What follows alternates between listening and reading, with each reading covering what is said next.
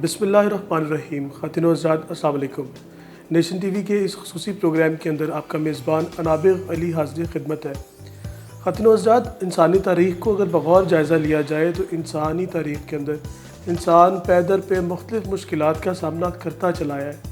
कई दहाइयों में, कई सदियों में मुख्तलिफ़ तरह की वबाओं ने इंसानी माशरे को मुतासर किया और उसके बेपनाह मसाइल और उसके मुख्तलिफ़ असरात मुरतब हुए। इसी तरह कोविड-19 ने भी दुनिया के अंदर बेतहाशा मसाइल पैदा किए और इस पेंडेमिक की वजह से होने वाले नागुज़ीर और बहुत ज़्यादा नापेद नुकसानात ने हमें बहुत ज़्यादा पीछे ले गए। इस हवाले से हमारे बहुत सारी क्वेश्चंस, बहुत सारी इंक्वायरीज़ और बहुत सारे जो शुबहात हैं वो पाए जाते हैं अवाम नास के अंदर, जिसके लिए हम लोगों ने ये तय किया कि प्रोग्राम ऐसा किया जाए जिसके अंदर आम आवाम के लिए, आम लोगों के लिए सादा फहमी के अंदर, आम फहमी के अंदर कुछ सवालात किए जाएँ और उन रिज़र्वेशंस को, उन क्वेश्चंस को एड्रेस करवाया जाए।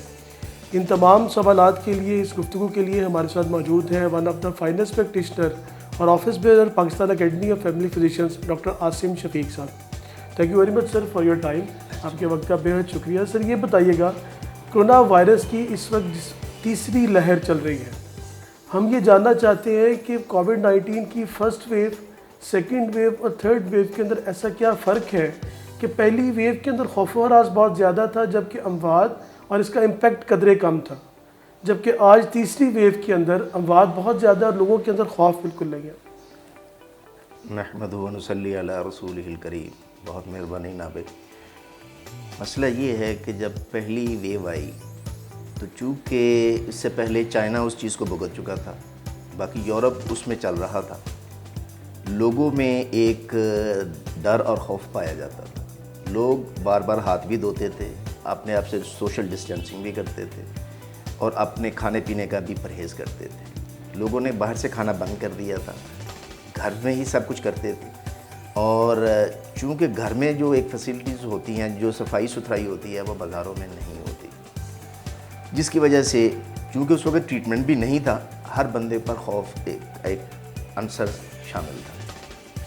तो उस खौफ की वजह से, लोगों का अपना सोशल डिस्टेंसिंग की वजह से, अपने बिहेवियरल चेंजेस की वजह से, उसमें आल्दो के लोगों को ये कोरोना हुआ।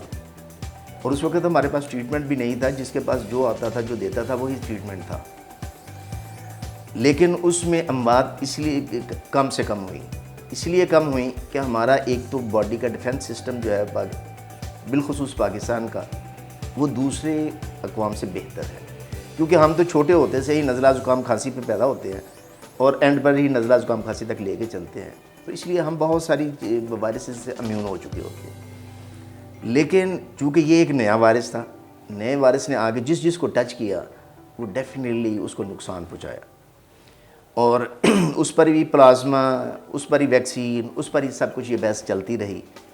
आफ्टर ऑल वैक्सीन आ गई, लेकिन ट्रीटमेंट इसका जो था वो उस वक्त तो ना था, लेकिन अब वो ट्रीटमेंट भी काफ़ी हद तक बेहतर आ गया।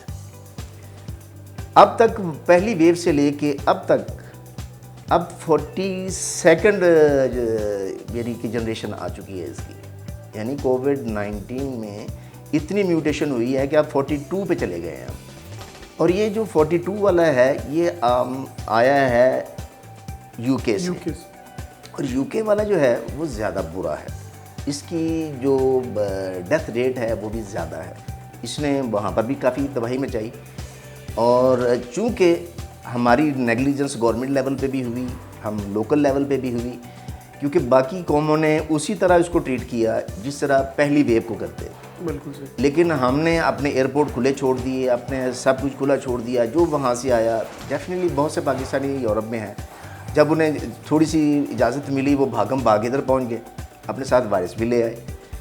पहली वेव आई थी ईरान की तरफ से, अब ये सेकंड वेव आई है यूके की तरफ से, और ये जो है जेनेटिकली डिफरेंट है, इसलिए इससे बचना जो है वो ज़्यादा ज़रूरी है बनिस्बत पहली के।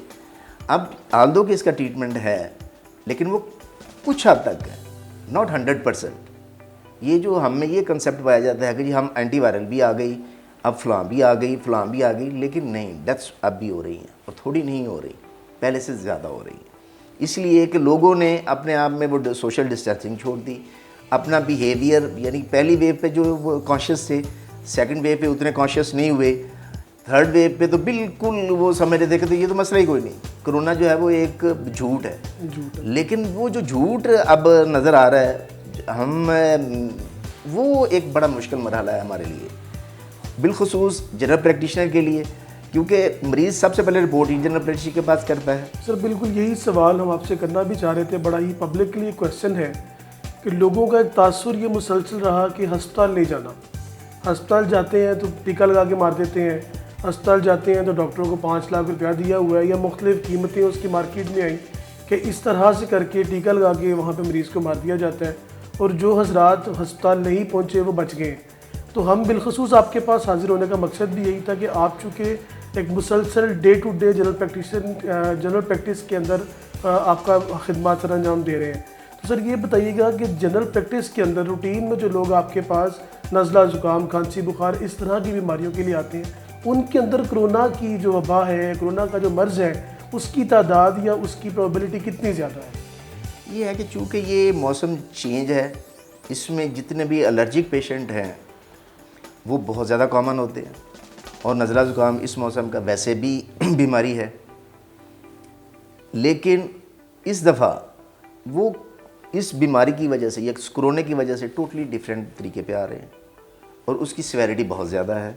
यानी कि आप तसव्वुर नहीं कर सकते कि जिस सिर्फ नज़ला ज़ुकाम से नहीं आ रहे, बॉडी एक्स के साथ बहुत ज़्यादा लोग आ रहे हैं, और जब उनका टेस्टिंग किया जाता है तो वो कोरोना पॉजिटिव निकलते हैं। बाज़ जो हैं वो अब्डोमिनल डिस्टर्बेंस के साथ आते हैं, उनका टेस्ट किया जाए तो वो भी कोरोना पॉजिटिव के साथ आते हैं। इवन आप आर्थराइटिस के पेशेंट हैं, वो जोड़ों की तकलीफ़ के साथ जब वो कहते हैं तो उनका टेस्ट कराया जाए तो वो भी पॉजिटिव आ रहे हैं। यानी कि पॉजिटिविटी इस लेवल तक चली गई है कि हर घर इस वक्त मैं समझता हूँ मुतासर है। बिलखुसूस जिस जगह में मैं इस वक्त बैठा हूँ, आलमोस्ट एवरी हाउस जो है वो इसमें इन्वॉल्व ज़रूर हुआ है, टच ज़रूर हुआ है। अब अल्लाह पाक की मर्ज़ी कि वो हमारी क़ुव्वत मुदाफ़अत बढ़ाते हैं, और कुछ वैक्सीन आ गई है, लोग वैक्सीनेशन की तरफ भी जा रहे हैं। लेकिन चूँकि वैक्सीनेशन एक लेवल तक हो रही है, उससे नीचे नहीं हो रही। अब यंग पेशेंट में भी ये बहुत कॉमन है, इवन बच्चों में आ रहा है।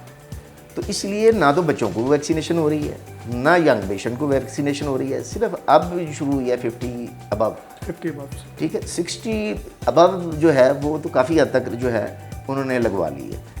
और मैं नहीं समझता कि वो भी रेशो को इतनी सेटिस्फाइड है कि हम उस पर आंखें बंद कर लें। नहीं, वो भी ऐसा नहीं है।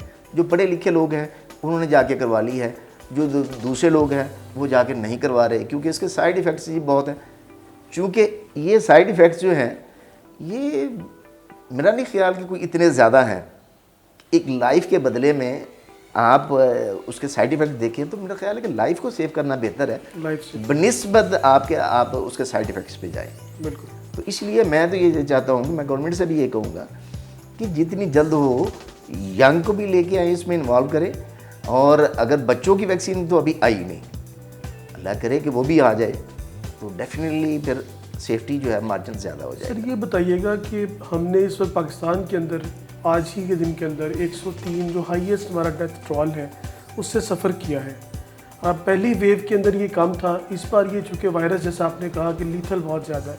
इसमें सर क्वेश्चन ये है कि जो लोग पहले से कोरोना वायरस का शिकार हुए हैं, तो एक दफ़ा मस्बत जिनका रिजल्ट आ गया है, क्या वो दोबारा अफेक्ट हो सकते हैं? जी बिल्कुल हो सकते हैं।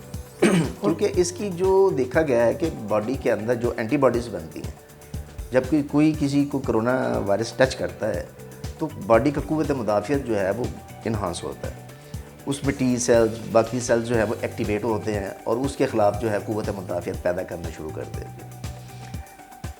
लेकिन वो क़ुव्वत मुदाफ़ियत इस लेवल की होनी चाहिए कि 50% अबव द नॉर्मल, तो तब आप दूसरी वेव से बच सकते हैं या तीसरी वेव से बच सकते हैं। लेकिन किसी का भी इस लेवल तक नहीं जाता कि वो दूसरी वेव या तीसरी वेव से बच जाए। ऑलमोस्ट ये कह सकते हैं कि एक अटैक के बाद हार्डली 3 मंथ्स यानी 6 वीक्स कह लें तक तो वो सेफ़ है। लेकिन 6 और बाकी जो मरहला है, क्योंकि ये देखें 1 साल के बाद आया, अब जिन्हें पहले हो गया है वो समझते हैं कि हम तो इम्यून हो गए, लेकिन वो इम्यून नहीं है इस वक्त। ये टोटली चेंज वायरस है। नंबर 2, ये क्योंकि आपकी एंटीबॉडीज़ ख़त्म हो चुकी, लिहाजा आपको वैक्सीनेशन करानी चाहिए। इसीलिए वैक्सीनेशन वाले ने भी लिखा हुआ है कि जी 4 हफ्ते के बाद आप वैक्सीनेशन ज़रूर करवाएं। जिसको हुआ है तब भी, नहीं हुआ तब तो जाकर करवानी है। तो इसलिए ये एंटीबॉडीज़ का जो खेल है इसको ज़रा थोड़ा सा समझना पड़ेगा। ये एक साइंटिफिकली अप्रोच है पेशेंट की तरफ, तो इसलिए हमें साइंस पर थोड़ी सी तवज्जो करनी चाहिए। जहाँ तक डॉक्टर्स के मारने का तल्लुक है कि जी 5 लाख ले लिया और हॉस्पिटल नहीं गए, नहीं भाई नहीं, डॉक्टर कोई आपका दुश्मन नहीं है। पहली बात अवाम उन्नास को ये समझने वाली है, डॉक्टर आपका हमेशा दोस्त, भाई और आपके बहन भाइयों में से। अगर आप इस सोच के साथ जाएंगे कि डॉक्टर ने जो करना है वो तो अल्लाह पाक के बाद डॉक्टर ने करना है, जब अल्लाह पाक ने उसको ये फसीलत दी है तो आप भी थोड़ी सी उसको अहमियत दे दें। आपको कोई नहीं मारता, ना कोई टीका ऐसा है, मैंने आज तक वो टीका नहीं देखा, बल्कि हॉस्पिटल में गया हूँ, बहुत से लोगों को जाके मिला हूँ, कोई ऐसा टीका नहीं अभी तक हुआ कि जो जानबूझ के डॉक्टर लगाए और उससे डेथ हो जाए। डॉक्टर की हद्दुल इम्कान ये कोशिश होती है कि मरीज़ अपनी सेहत के साथ वापस अपने घर को चला जाए। सर ये बताइएगा कि कोरोना वायरस के हवाले से जो वैक्सीन इस वक्त मार्केट में मौजूद है, इसमें हवाले से 2 चीज़ें हैं। एक तो ये अपर एज के लोगों को लग रही है, और वैक्सीनेशन करवाने के बाद क्या इंसान इससे मुकम्मल तौर पे इम्यून हो जाता है या इसके वैक्सीन के बाद भी दोबारा होने के चांसेस हैं? मसला ये है कि क्योंकि ये अभी स्टडी नहीं हुई, लेकिन चूँकि आप जब वैक्सीनेशन करवा लेते हैं तो आपके मतलब ये नहीं है कि आप वो सारे जो SOPs हैं उससे भूल जाएं। नहीं, ऐसा नहीं है। आपको SOPs उसी तरह बरकरार रखने हैं, उसी तरह बाकी मामला चलने हैं। ये आल्दो के चांसेस कम हो जाते हैं जब इतनी स्ट्रेन। देखिए जी, मैं कहता हूँ हेपेटाइटिस C जो है उसकी वैक्सीनेशन क्यों नहीं आई अभी तक बन सकी, क्योंकि अब वो उसकी स्ट्रेन जो है वो 162 के ऊपर चली गई है, इसकी 42 पे है। एक स्ट्रेन हो तो बंदा उसके ख़िलाफ़ तो एंटीबॉडीज़ बना लेता है, लेकिन जब इतनी ज़्यादा बनना शुरू हो जाए तो फिर मुश्किल होता है कि हर वायरस के ख़िलाफ़ जो है वो आपको एंटीबॉडीज़ दी जाए। तो इसलिए अपने आप को महफूज रखें, SOPs पर अमल करें, हाथ धोएं, अपने घर में रहें। अगर घर से बाहर जाना भी मकसूद हो तो डेफिनेटली अपनी प्रोटेक्शन को पहले मद्देनज़र रखें। सर ये हमारे यहाँ एक तासुर, चूँकि हम आज बहुत ज़्यादा पब्लिक क्वेश्चंस को लेकर आपके पास हाजिर हुए हैं, एक तासुर ये रहा कि चूँकि एक फॉर्चुनेटली अनफॉर्चुनेटली कोइंसिडेंटली टाइमिंग जिस तरह की रही है हमारे यहाँ वायरस के आने की, कि जब पहली वेव आई उस वक्त भी रमज़ानुल मुबारक का महीना जो गुजर रहा था, और दूसरी वेव के अंदर तो वैसे ही चूँकि उसका बहुत ज़्यादा सिवियरिटी नहीं रही, तीसरी वेव जब आई और हम पीक पे इस वक्त खड़े और रमज़ान आने वाला है, तो बहुत सारे हमारे जो तबकात हैं जिनके अंदर शायद ये लाइल्मी या लाशऊरी का एक आलम है, वो इसको ऐसे ही तस्लीम नहीं करते। वो इस तरह के एक नैरेटिव को हवा दे रहे हैं कि चूँकि रमज़ानुल मुबारक की सरगर्मियाँ और तरावी और ये तमाम मामलात को रोकना है, इसलिए कोविड को बढ़ा दिया गया है। तो इस हवाले से आप बताइएगा कि मसाजिद के अंदर जाने के प्रोटोकॉल्स क्या होने चाहिए, और कोरोना को हम वज़ू के हवाले से और बाकी मामलात के साथ हम किस तरह से अपनी जो इबादत गाहें हैं उनको आबाद भी किस तरह रख सकते हैं? देखिए, ये वेरी टची क्वेश्चन है, लेकिन मैं अपने मज़ाहब के लोगों से यही कहूँगा कि साइंस जो है वो कोई मज़हब से बाहर नहीं है, ये मज़हब के अंदर ही मामला है। ये एक बीमारी है और इस बीमारी को सीरियस ही लेना चाहिए। आप सल्लल्लाहु अलैहि वसल्लम ने एक दफ़ा मिस्र में वबा, तौन की वबा फैल गई, आपने मना कर दिया कि वहाँ से कोई बाहर ना आए और यहाँ से कोई उधर ना जाए, ताकि जो वो लोग होंगे वो तो इम्यून हो जाएंगे। देखिए, उस वक़्त इस्लाम ने ये इम्यूनिटी का सिस्टम दिया। अगर ये सोचा जाए, साइंटिफिकली देखा जाए, तो वहाँ से ये काम शुरू हुआ। तो अब ये अगर कहें कि जी नहीं ये इस वजह से है, तो नहीं, ये ऐसी बात नहीं है। हाँ, जहाँ तक अब मसाजिद का ताल्लुक़ है, मैं कहता हूँ जी मसाजिद से आप 5 वक्त जब वज़ू करते हैं अपना सारा कुछ धोते हैं और बड़े अच्छे तरीके से धोते हैं, और ये भी एक आप अपने आप को डिसेंसिटाइज कर रहे होते हैं। यानी आपने ये धो लिया, नाक धो लिया, या जहाँ से इसकी एंट्री है गरारे कर लिए, यानी ये कितना पॉजिटिव एक प्ले रोल है जो वज़ू करता है। और उसके बाद अगर आप फर्श पर पढ़ लें ज़्यादा बेहतर है, मास्क लगा लें तो आप हर चीज़ से बच जाते हैं। सोशल डिस्टेंसिंग रखें, मास्क लगा लें, कोई मस्जिद से आपको नहीं रोकेगा। आप ये है कि मस्जिद को हर दफ़ा जो है सैनिटाइज कर लें, डिसइंफेक्टेंट, ठीक है जी, डिसइंफेक्शन करके तो आप उसके पर इजीली नमाज पढ़ सकते हैं, कोई उसमें अबहाम नहीं है, ठीक है। इमाम से लेकर सब तक, अगर हर किसी ने अपने मास्क लगाए हुए हैं और मास्क अपनी मस्जिद में फासले भी रखे हुए हैं और नमाज पढ़ रहे हैं, तो मेरा नहीं ख्याल कि ये मस्जिदों से फैलेगा ना कुछ और होगा। लेकिन ये थोड़ी सी समझने की बात है कि SOPs पर थोड़ा सा अमल कर लें। हम ये कहते हैं कि जी नहीं, हमने इकट्ठे ही होना है, ज़रूर भाई इकट्ठे होने से इसलिए डर है कि भाई जो बाज़ जो पेशेंट हैं वो कैरियर है, उनको खुद भी नहीं पता कि मैं भाई इसका कैरियर हूँ।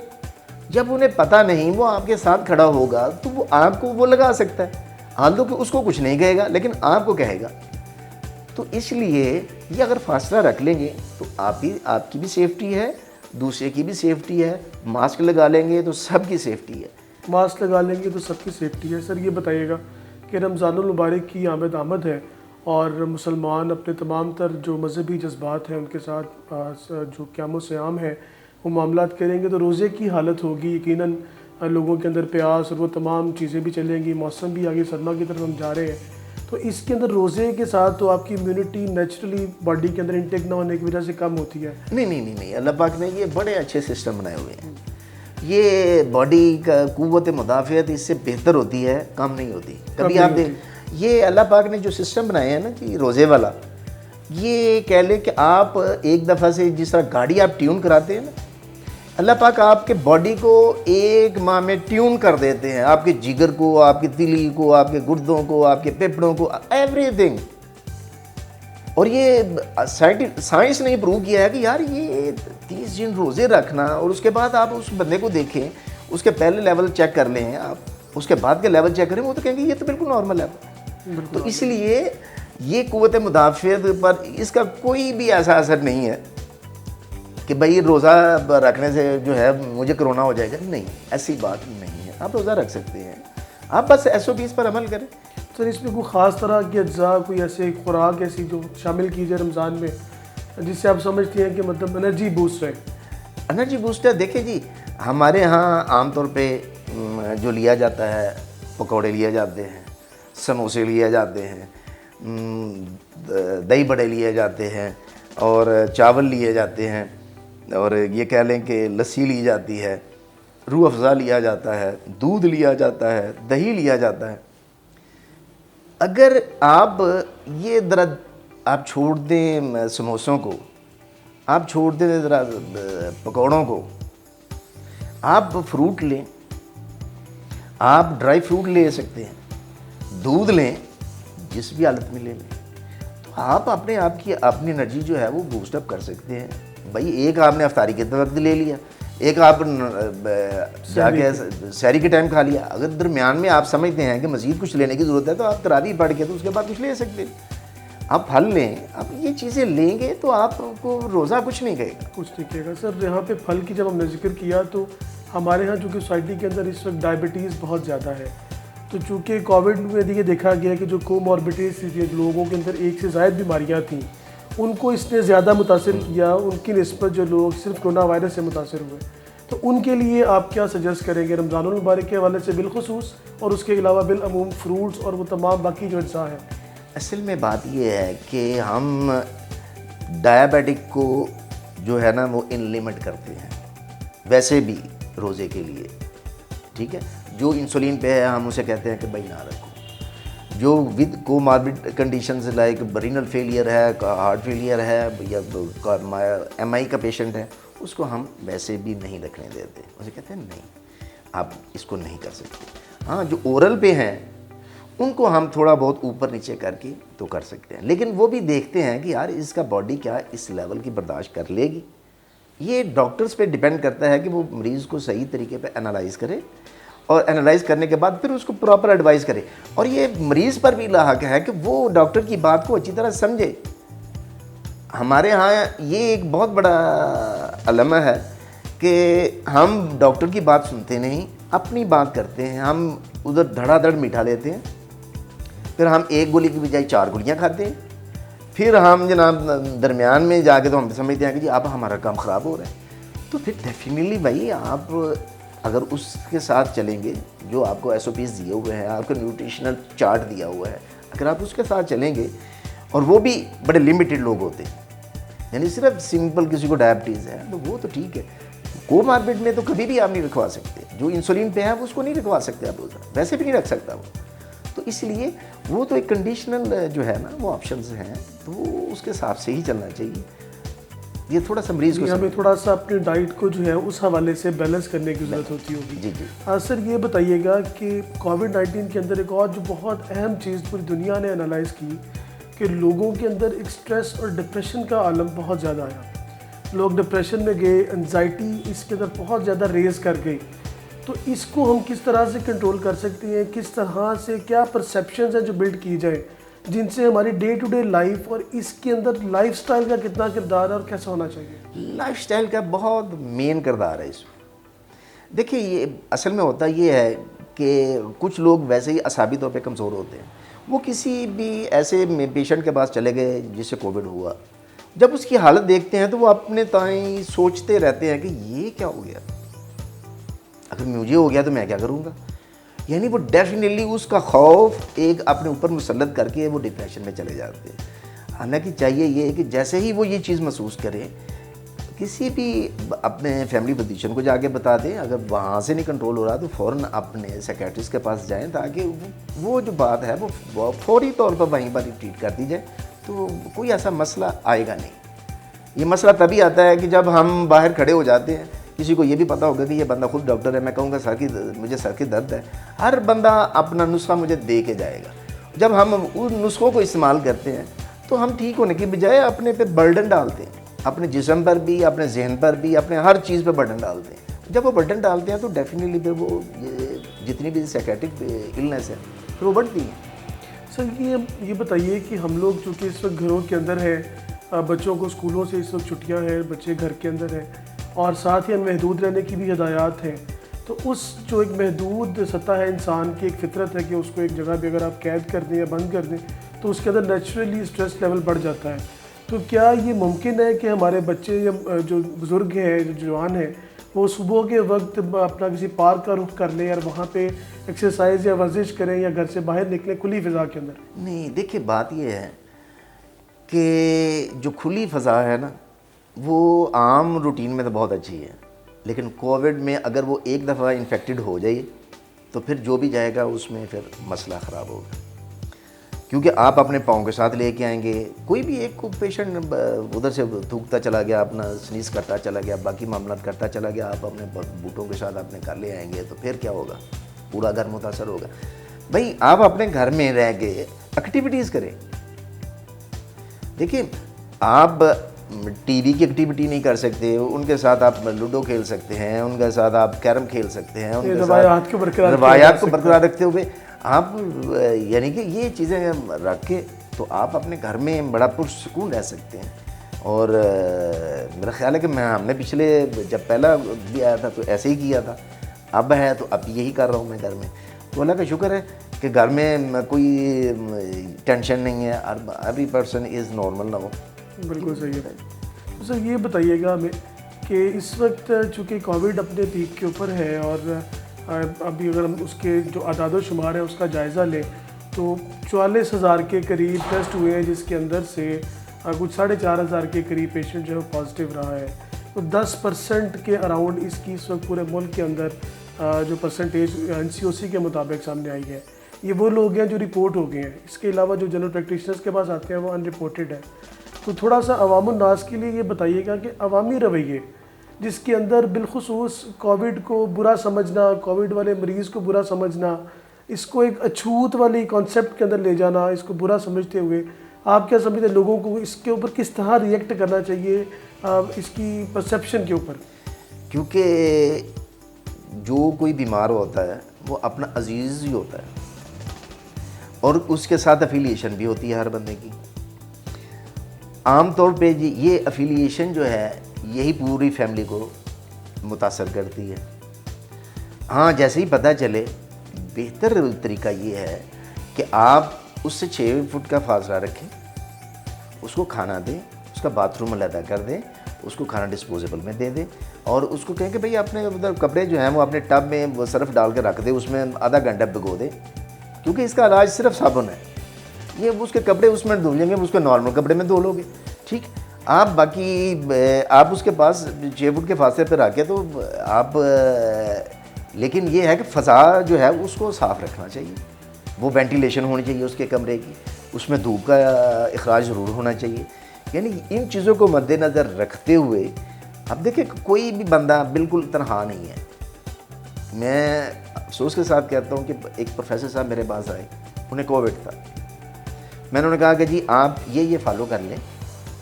अब ये क्या होता था कि वो आते थे, पूरी फैमिली के साथ गाड़ी में बैठते थे, पूरी फैमिली के साथ इधर आते थे। क्या हुआ फिर? सभी लोग इन्फेक्ट हो गए। सभी लोग इन्फेक्टेड हो गए। और भाई कहा कि आप ठीक है प्यारे हैं उन्हें, लेकिन इनकी ज़िंदगियाँ कितनी प्यारी हैं ये आपको थोड़ा सा एनालाइज करना चाहिए। और उस गाड़ी को फिर डेफिनेटली डिसइंफेक्शन, यानी इसको यकीनन कोई स्पेशल केस तस्वर करने की बजाय एक मेडिकल कंडीशन के तौर पे लिया जाए, ज़्यादा बेहतर है। ज़्यादा बेहतर। अच्छा सर, ये बताइएगा एक चीज़ जो हमारे इस वक्त नॉर्मली सोशली बहुत पेनिट्रेशन क्रिएट कर रही है, it is quite little bit political, but चूँकि इसको हमने मेडिकल तनाजुर से देखना है कि हमारे यहाँ स्कूल बंद कर दिए गए, तो जो हमारे स्कूल के मालिकान हैं या वो वाला पूरा एक शोबा है, तो उनको बहुत सारे मसाइल का सामना करना पड़ा। यकीनन इकनॉमिकली बहुत पुश बैक मिला उनको। तो क्वेश्चन ये वहाँ पे सामने रेज़ हुआ कि यार क्या सिर्फ स्कूलों में कोरोना आता है, मार्केटें क्यों खुली हैं? अच्छा, अगर मार्केटें खुली हैं तो क्या सुबह 9 से 6 बजे तक अगर हम कारोबार जाएंगे तो उसमें कोरोना नहीं आएगा? 6 से सुबह 9 बजे तक कोरोना बाहर आ जाएगा। अच्छा, इसमें स्मार्ट लॉकडाउन की पॉलिसी भी सामने रही कि कुछ एरिया बंद कर दें।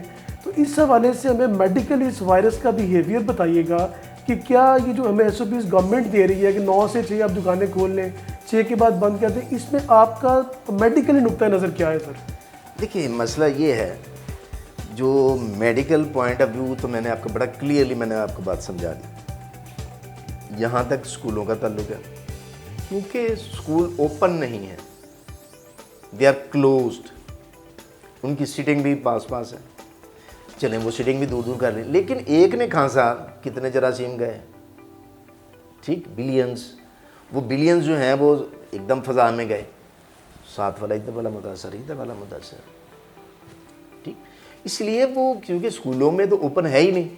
हाँ, स्कूल अगर बिल्कुल आप ओपन जगह पे ले जाएं तो पॉसिबिलिटी है कि वहाँ पर स्कूल खोल दिए जाएं, और लेकिन वो ये है कि SOPs के साथ करो, लेकिन वहाँ तो आपको समझ ही नहीं आएंगे।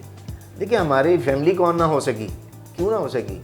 सिर्फ इसी वजह से बिल्कुल कि भाई हमने बाहर किया, उसमें जब देखा कि भाई ये तो बाहर तो कुछ भी नज़र ही नहीं आता किसी को, ठीक, सिर्फ टीचर क्या करेगा और बाकी मामला क्या करेंगे। यानी क्लोज बाउंड्री जो जगह है उनकी वजह से कोविड जो है फैलता है। और क्योंकि ये मजबूरी है हमारी, हम इतने अमीर मुल्क तो है नहीं, तो इसलिए बाज़ार, लेकिन बाज़ारों में भी ज़रा थोड़ा सा एहतियात तो उसी तरह ही बनती है जिस तरह के गवर्नमेंट कह रही है। ये तो हम पे डिपेंड करता है कि हम अपने आप को बंद करना चाहते हैं कि हम अपने आप को खुला रखना चाहते हैं। सर, अब स्कूलों के जिस तरह खुलने का ऐलान कर दिया गया है और उसके अंदर उसको जो स्टैंडर्ड तरीक़ाकार है उसके तहत उसको लेके आ रहे हैं कि एक दिन यानी पीर या और जुमेरात 3 या 4 क्लासेस को उन्होंने बुलाया, तो ये भी वही वाला क्वेश्चन सेम रेज होता है कि ये जो गलत है, ये भी गलत है। क्योंकि जी देखिए, अगर आपने लेके आना तो फिर ओपन लेके आए ना, ठीक है, ताकि फ़ज़ा जो है वो थोड़ी सी बेहतर मिले बच्चों को। जब आप एक क्लोज में लेके आएंगे तो वहाँ पर नुकसान होने के ज़्यादा एहतमाल। आप चिल्ड्रन हॉस्पिटल में जाके देख लें, रोज़ाना के 20-25 केसेस आ रहे हैं। आप इस्लामाबाद में देख लें, स्कूलों से आए हैं बच्चे। भाई ये थोड़ा सा हमें भी सोचना चाहिए, स्कूल वालों को भी सोचना चाहिए। ठीक है, उनका एक बिज़नेस है, उनका कारोबार है, वो उनकी रोज़ी रोटी वहाँ से चलती है, लेकिन ज़िंदगी से आगे तो कुछ नहीं। बिल्कुल सही। ज़िंदगी की इम्पोर्टेंस को समझें। ज़िंदगी है तो सब कुछ है, अगर ज़िंदगी नहीं तो फिर कुछ भी नहीं। जान है तो जहान है। जी बिल्कुल, जान है तो जहान है। सर ये बताइएगा हमें आखिर के अंदर लोगों की रहनुमाई के लिए एक बार फिर से दोहरा दीजिए कि कोरोना के हवाले से क्या SOPs हैं जिनको हमें ऑब्ज़र्व करना है, किस हद तक ऑब्ज़र्व करना है, और उसकी हमारे ऊपर सोशल इम्प्लीकेशन क्या है? जी मसला ये है कि एक तो सबसे पहले आप अपने घर से शुरू हों। घर से मतलब ये है कि आपने और अपने वालिदैन अब बच्चों को ये बात समझाएं कि आपने आप बाहर से आना है, हाथ पहले धोने हैं, अपना जूता बाहर उतारना है, अंदर मत लेके आएँ। जो बाहर आप घूम के आए हैं अपना जूता बाहर निकालें, अंदर के लिए जूता और रखें, फ़ौरन जाके हाथ धोएं। अगर आप समझते हैं कि कोई ऐसी जगह पे गए हैं तो अपने कपड़े और फ़ौरन बाथ ले लें। नंबर 2 बात यह है कि आप बाज़ारों में अगर निकले हैं तो मास्क और फासला, ये दोनों चीज़ें ज़रूर बरकरार रखें। अगर आपने ये कर लिया और फिर भी आपने घर आके ये काम कर लिया तो आप 90% महफूज हो सकते हैं। अगर आप ये इस SOPs पर अपने आप पर थोड़ा सा जबर कर लेंगे तो फिर ज़िंदगी ही ज़िंदगी है, इंजॉय ही इंजॉय है, मगर ना फिर आप बेड पे होंगे, देखने वाले आपको आपसे दूर होंगे। सर आखिरी सवाल के साथ आपसे इजाज़त चाहूँगा कि हर्ड इम्यूनिटी का जो कॉन्सेप्ट है उसके हवाले से मेडिकली आपका पॉइंट ऑफ व्यू क्या है? हर्ड इम्यूनिटी अभी तक जो है ना वो एक क्लैरिफिकेशन नहीं है उसमें। ठीक है जी, जब एक चीज़ को क्लैरिफाई ही नहीं कर सकते तो फिर बेहतर यह है कि उस टॉपिक को मत छेड़ें जो कि ऐसे ही लोगों में अबहाम पैदा करें। देखिए मैं टेक्निकल बोलता चला जाऊंगा, लोगों को बात समझ नहीं आएगी। तो इसलिए आम फहम लोग यही समझें कि जनाब इम्यूनिटी सिर्फ हमें एक ही तरीके से पे मिलनी है, या तो हम कोविड का मरीज़ बने या फिर वैक्सीनेशन करो। बिल्कुल ठीक है, बहुत शुक्रिया सर।